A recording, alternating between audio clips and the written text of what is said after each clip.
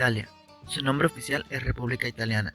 Se encuentra ubicado hacia el sur del continente europeo, en el centro del Mediterráneo. Cuenta con una superficie de 302.703 kilómetros cuadrados.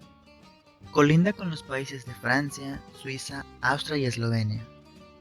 Su población es de 59.250.000 habitantes según el censo del año 2021. La capital de Italia es Roma. Otras ciudades de este país que también destacan son Milán, Nápoles, Palermo y Génova. La cultura italiana es una de las más ricas del mundo. Arte, arquitectura, gastronomía. Como podemos apreciar, una cultura que atrapa a quien la conoce y gusta de la riqueza cultural. Hablar de la cultura italiana es hablar de una de las claves por las cuales es más reconocida, junto al arte y su arquitectura. Ahora hablaré sobre la típica comida italiana. Como todos sabemos, sus platos más famosos son la pasta, la pizza y el risotto.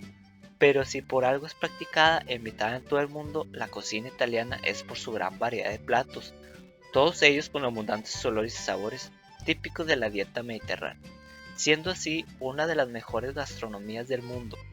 Uno de sus platillos típicos son la lasaña, aunque la preparación de la lasaña varía según la región en la que se prepare.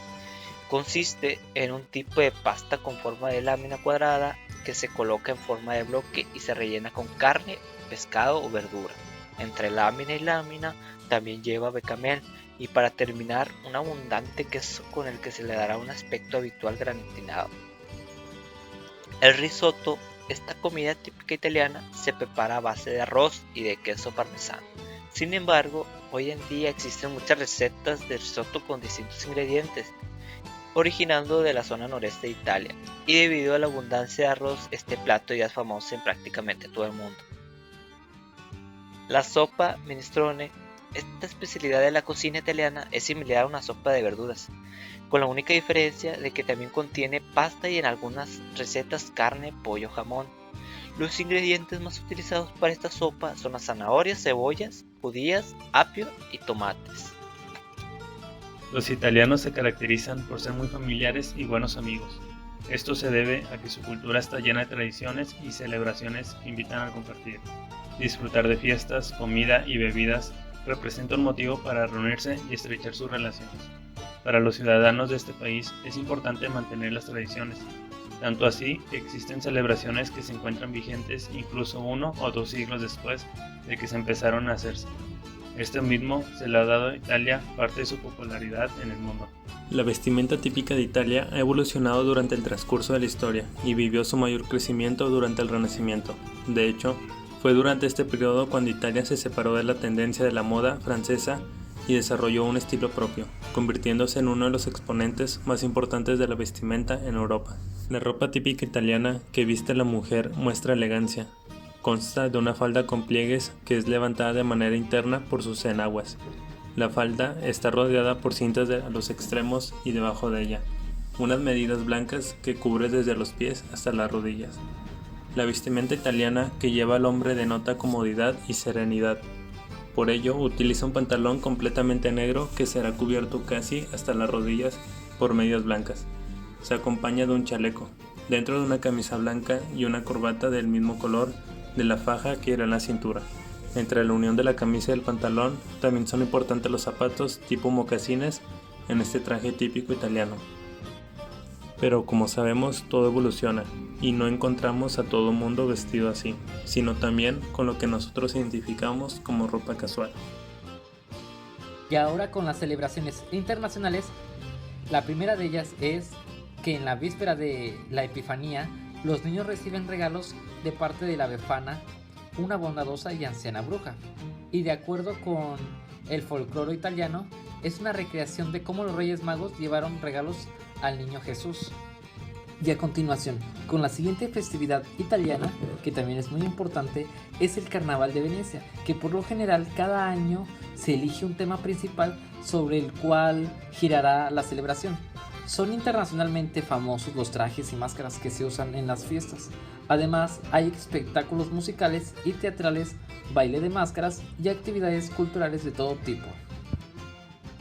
La siguiente celebración se festeja en el mes de junio, más específicamente el 2 y 3 de junio, debido a que es el nacimiento de la nación italiana, ya que por primera vez en elecciones universales, el pueblo italiano tuvo que optar por una forma de gobierno entre la unificación, el periodo fascista y una república. Y por último, pero no por eso la menos importante, la celebración de Palio di Siena.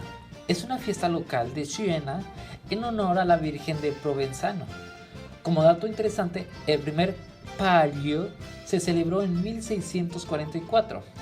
Es una competición hípica durante la cual la ciudad se divide en 17 sectores, que se estableció en 1729, y cada uno de los cuales se transforma, solo por esos días, en un pequeño estado.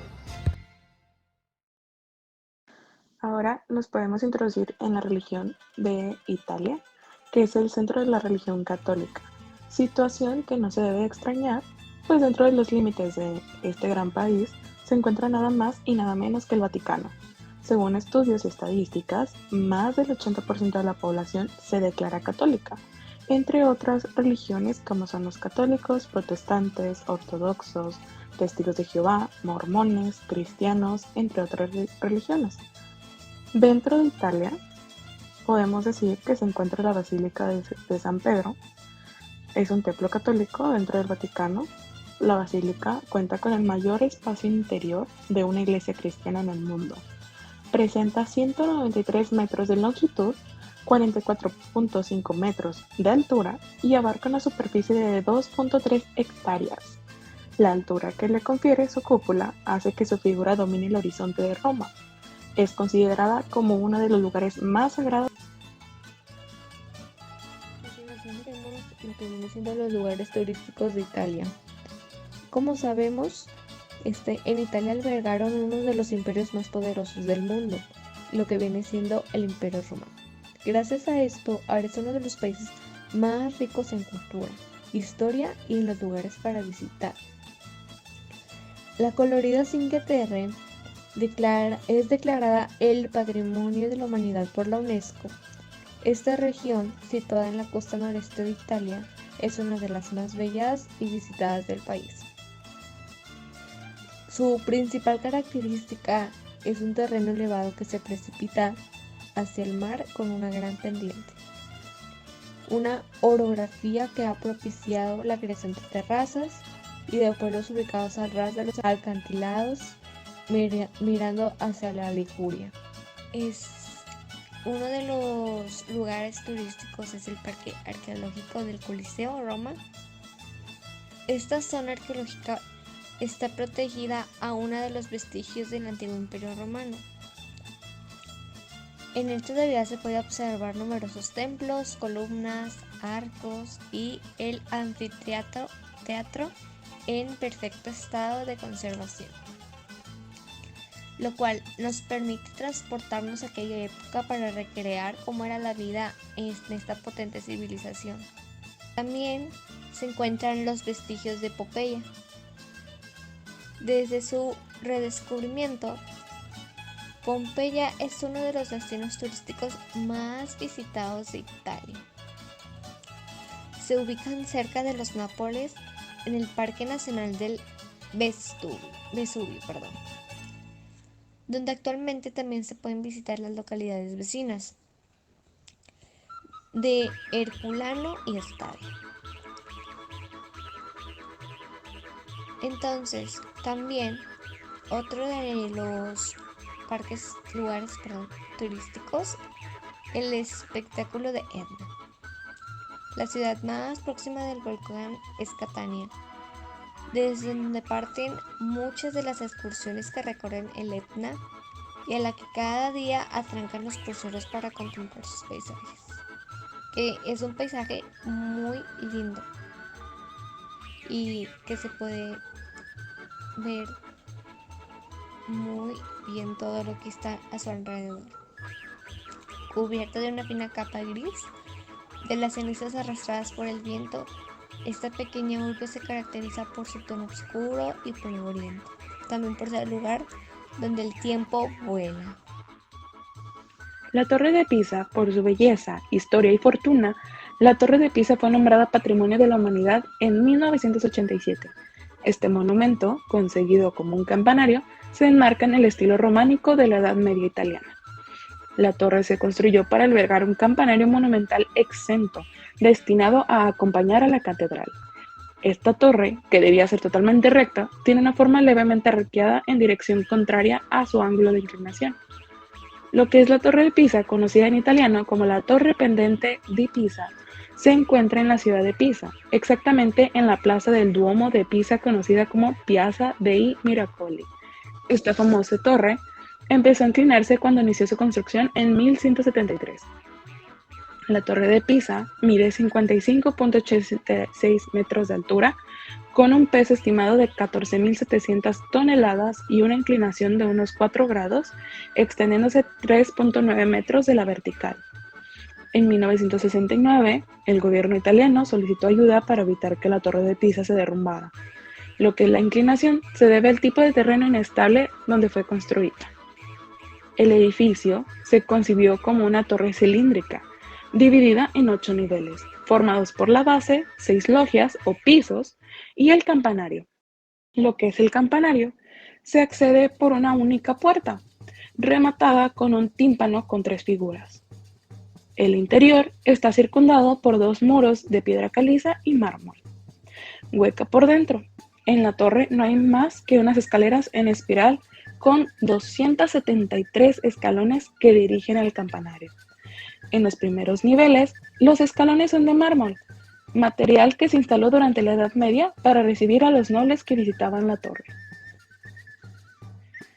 Como es propio del arte románico, los muros de la base son sumamente anchos y macizos, lo que explica su peso descomunal. Estos muros se estrechan y aligeran en la medida que la torre alcanza mayor altura.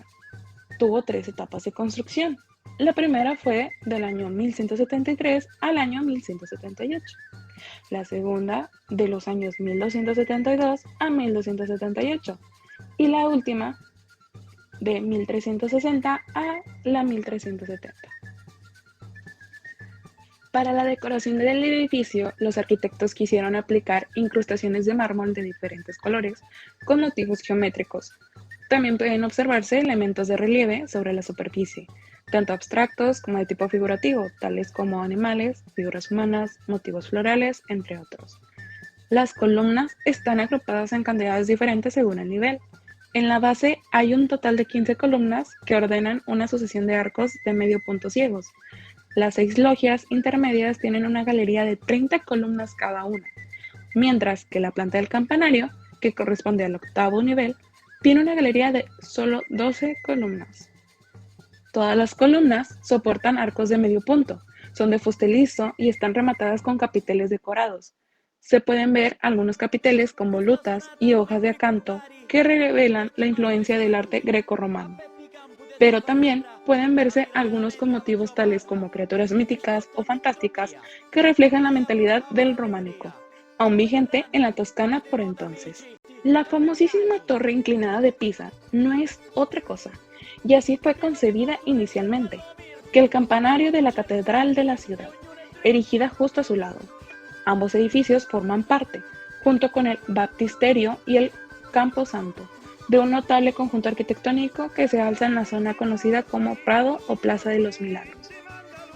Lo que fue en 1987, la UNESCO declaró Patrimonio de la Humanidad a todo el conjunto patrimonial de la Plaza del Duomo.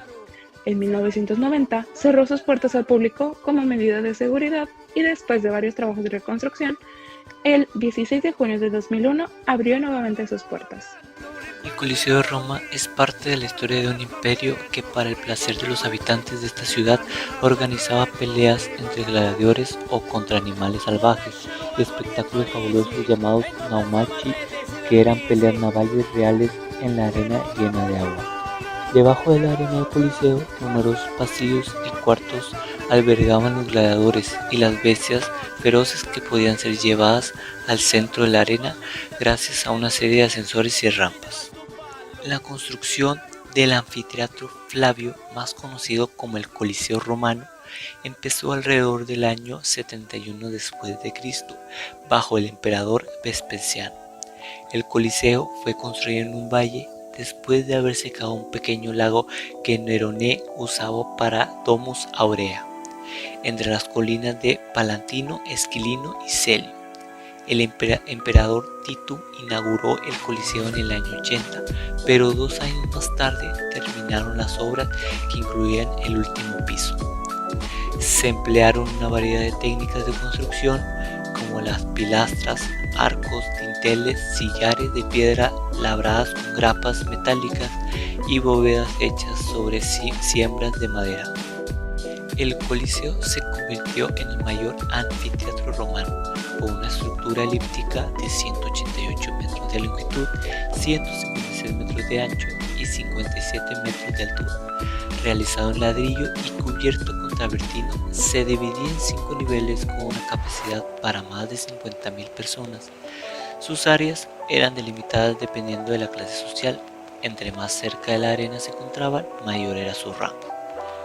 En el siglo XIX se realizaron trabajos de asentamiento y remodelación del Coliseo, y a pesar que durante la Segunda Guerra Mundial sufrió los efectos de los atentados, este majestuoso e imponente monumento se ha convertido en un bien cultural de la ciudad y del mundo, sobreviviendo al tiempo y a las guerras. La arena es ovalada, mide 83 metros de largo y 48 de ancho. El piso a veces era reemplazado por ladrillo en algunos lugares. Para los juegos que tuvieron lugar se cubrió con 20 a 25 centímetros de arena que las viejas representaciones muestran más bien empaquetadas. La gente no se hunde. A veces, para ciertas ocasiones especiales, las partículas brillantes se mezclaban con la arena, a lo que hacía que se viera especial. Los materiales usados para la construcción del Coliseo romano fueron bloques de travertino, hormigón, madera, ladrillos, piedra volcánica, mármol y estuco. Además, se emplearon una variedad de técnicas de construcción, como las pilastras. En las paredes se utilizó mármol y estuco, una masa de yeso blanco mezclado con agua de cola, que también era utilizado para realizar figuras o piezas que luego se decoraban.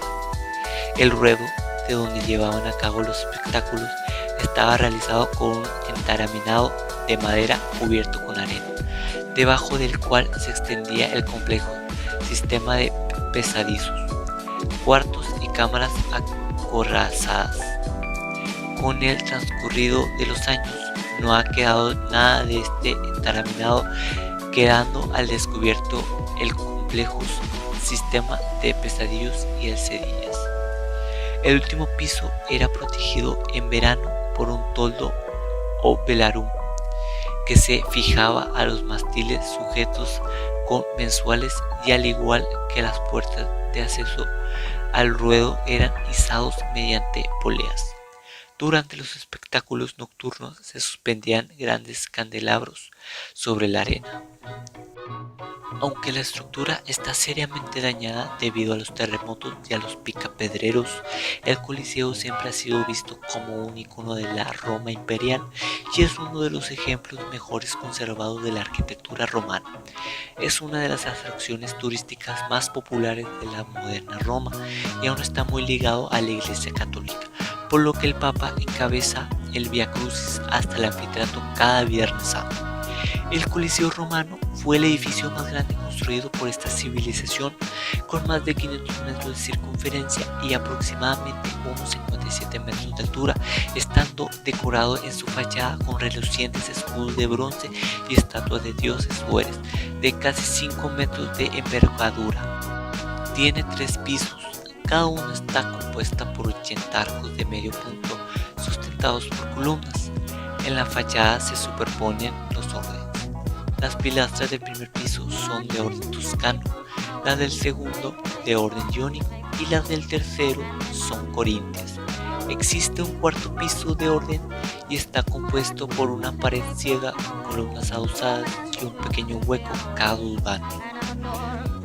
El estilo dórico es el más simple, el más refinado. Las columnas son 20 costillas verticales y los capiteles no están decorados. El estilo jónico es de 24 costillas y los capiteles están decorados con pergaminos. El estilo corintio corresponde al barroco, es un estilo sobrecargado con hojas de árboles estilizados. El uso de estos 3 estilos Probablemente muestra la voluntad del fabricante para resaltar las evoluciones artísticas conocidas durante la antigüedad. Los 4 niveles están separados entre sí por un piso de piedra que se abre al exterior por una cornisa saliente sin decoración. El cuarto nivel es especial. Externamente no tiene arcos, es solo una pared recta perforada con pequeños ventanales rectangulares o intervalos regulares. De hecho, ambas arcades de los niveles inferiores. En arquitectura lo llamamos ático. El ático se usaba para exponer grandes escudos decorativos, como un muro de exhibición. En la parte superior del coliseo hay una cornisa bastante grande que lo rodea.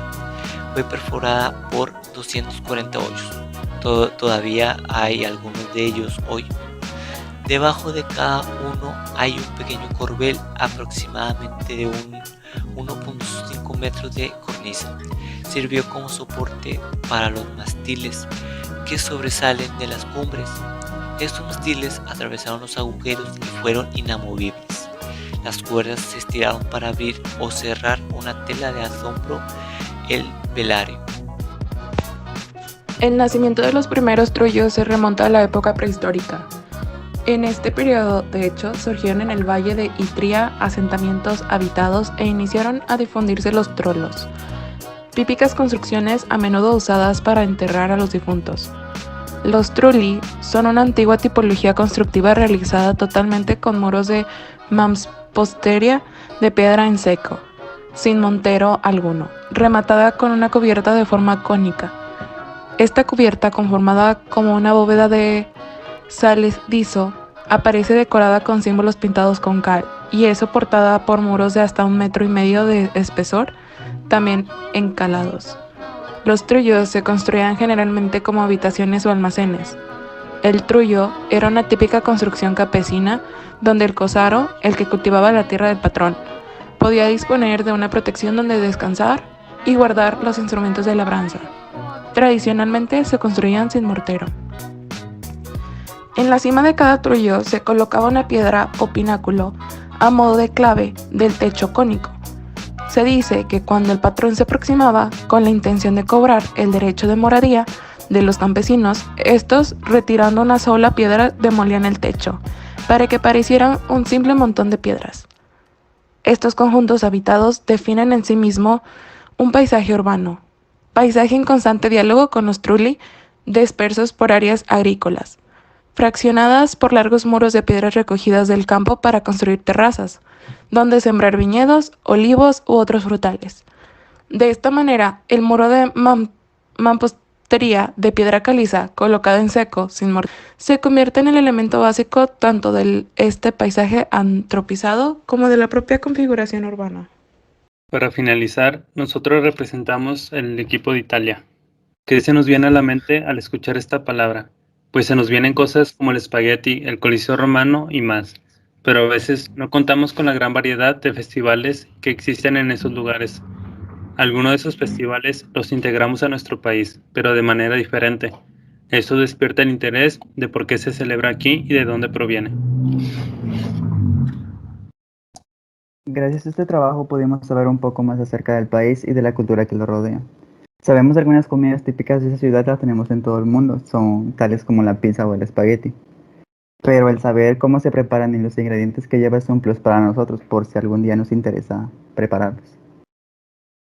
Hemos visto también cómo la religión tiene una gran importancia en la arquitectura en este país, ya que como sabemos en este lugar se encuentra el Vaticano. La cultura que hemos investigado crea varias sensaciones que nos gustaría estar en ese momento. Cuando estuvimos investigando, llegamos a sentir esas sensaciones e imaginábamos lo que había. La cultura italiana es fantástica como son otras, pero no sabíamos que había tantas cosas de las cuales nosotros no nos habíamos percatado. Bueno, en este tema vimos mucha cultura, que a lo mejor nunca lo vimos muy a fondo, pero hemos visto algunos edificios que tal vez nos parezcan conocidos o que algunas personas ya hayan visitado, pero nunca hemos investigado muy a fondo sobre su estructura o si cómo es que funcionan hoy en la actualidad. Finalizamos con este proyecto de la cultura italiana con una gran variedad de comida, festivales y grandes edificios que son muy famosos, y es interesante conocer su origen y su trayecto del tiempo hasta los tiempos modernos. Es muy bueno saber que hoy en día esos edificios siguen vivos y que la gente lo disfrute. Vale la pena estar en uno de los lugares más maravillosos. Este proyecto que hemos finalizado nos ayuda a aprender un poco de esas culturas y cómo se manejan. A lo mejor algunas son muy parecidas a otras, pero se manejan diferente. Entonces, con el fin de este proyecto, se analiza de las culturas y sus diferencias, tantas cosas que salen de un país y no sabemos de dónde provienen.